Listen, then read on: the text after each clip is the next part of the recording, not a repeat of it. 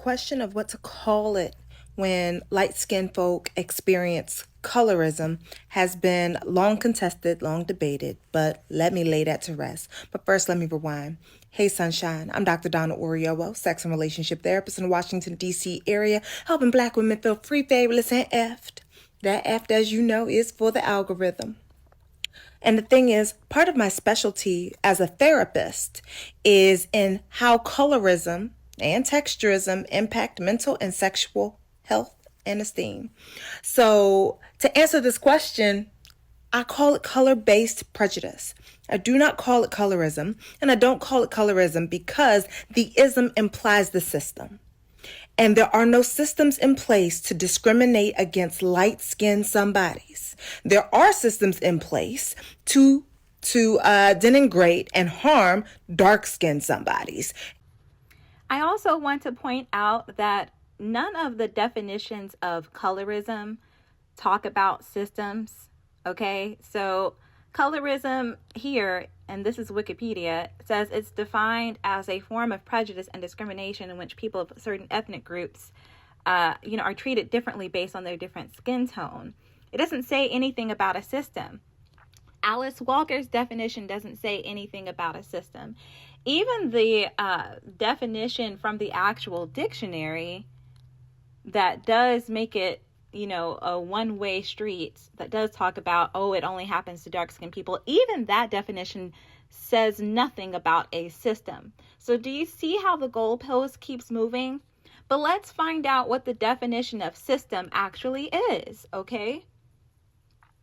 So a system is a set of things working together as parts of a mechanism or an interconnecting network. All right.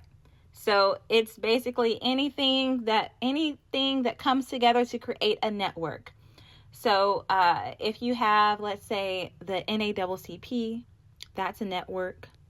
The HBCUs, that's a network. Here's another definition: a set of principles or procedures according to which something is done, an organized framework or method. And I think that's what she is referring to, but both of these definitions are absolutely valid. The public school system, as is referenced in the second definition, is just as real as the state railroad system.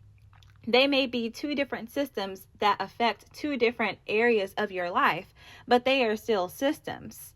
So if you're walking into a setting where you're having to operate within a system that is gatekept and reinforced by Black people, such as an HBCU or any Black organization, I think what we forget here is that there are Black people in power. There are Black school systems. There are Black workplaces. There are Black-owned businesses.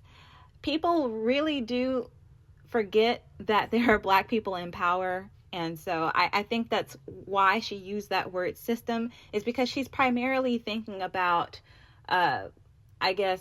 white institutions or institutions of white America that we do find ourselves having to operate in. But we're also operating within Black systems as well. Those Black systems do exist. But I'm not going to harp on this point any longer because, again, it's moving the goalposts. The ism is just a grammatical suffix that can have multiple meanings. It can allude to a phenomenon, an attitude, a practice, a belief.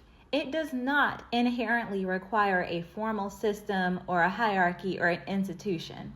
So her argument is complete bullshit. Follow me on YouTube and stay tuned for my full commentary on this video. Thanks and have an amazing day.